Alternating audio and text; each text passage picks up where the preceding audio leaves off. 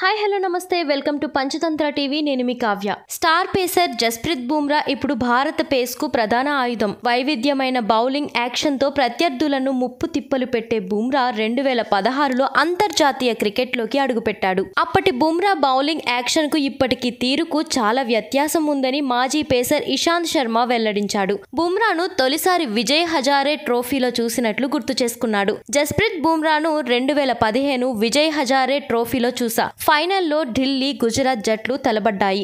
ఆ సమయంలో గుజరాత్కు ప్రాతినిధ్యం వహించిన అతడి బౌలింగ్ యాక్షన్ సాధారణ పేసర్గానే ఉండేది. ఇప్పుడున్నట్లు కాకుండా రన్అప్ కూడా ఎక్కువగా ఉండేది.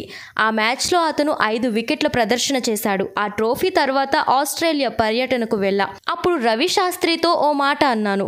ఇప్పుడు జట్టుకు ఎవరి అవసరమైనా ఉందనుకుంటే అది జస్ప్రీత్ బుమ్రానే. అతడి బౌలింగ్ యాక్షన్ గురించి రవికి వివరించా. అదృష్టం ఎలా ఉందంటే అదే సమయంలో ఎవరో బౌలర్ గాయం కారణంగా దూరమయ్యాడు. దాంతో జట్టులోకి బుమ్రా వచ్చేశాడు. అతడి మైండ్ సెట్, ఆత్మవిశ్వాసంతో ఈ స్థాయికి చేరాడు అని ఇషాంత్ శర్మ వెల్లడించారు. అది వారికి అర్థం కాదు. జస్ప్రీత్ బుమ్రా వర్క్లోడ్ మేనేజ్మెంట్ ప్లాన్ పై వస్తున్న విమర్శలను సీనియర్ పేసర్ భువనేశ్వర్ కుమార్ కొట్టిపడేశాడు. బయట నుంచి చూసేవారికి ఇక్కడి పరిస్థితులు అర్థం కావని వ్యాఖ్యానించాడు. గత కొన్నేళ్లుగా బుమ్రా అన్ని ఫార్మాట్లలో జట్టుకు ప్రాతినిధ్యం వహిస్తున్నాడు. నిలకడగా రాణించడం ఎవరికైనా చాలా కష్టం. పేసర్లకు గాయాల బెడద ఇంకా ఎక్కువ. అతడి బౌలింగ్ యాక్షన్ వల్ల ఆ ప్రమాదాల స్థాయి అధికంగా ఉంటుంది.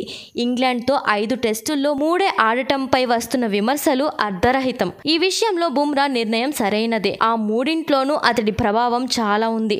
ఒత్తిడితో పాటు గాయాలు ఎక్కువగా అయ్యే అవకాశం ఉన్న ఫాస్ట్ బౌలర్స్కు వర్క్లోడ్ విషయంలో ఖచ్చితంగా వెసులుబాటు ఉండాలి అని వ్యాఖ్యానించాడు. ఇంతకు ముందు మాజీ క్రికెటర్ దిలీప్ వెంగసర్కార్ మాత్రం ఐపీఎల్ వంటి లీగ్లో ఆడకుండా దేశానికి సంబంధించిన మ్యాచ్లను మిస్ చేయకుండా ఉంటే బాగుండేదని అభిప్రాయపడ్డాడు.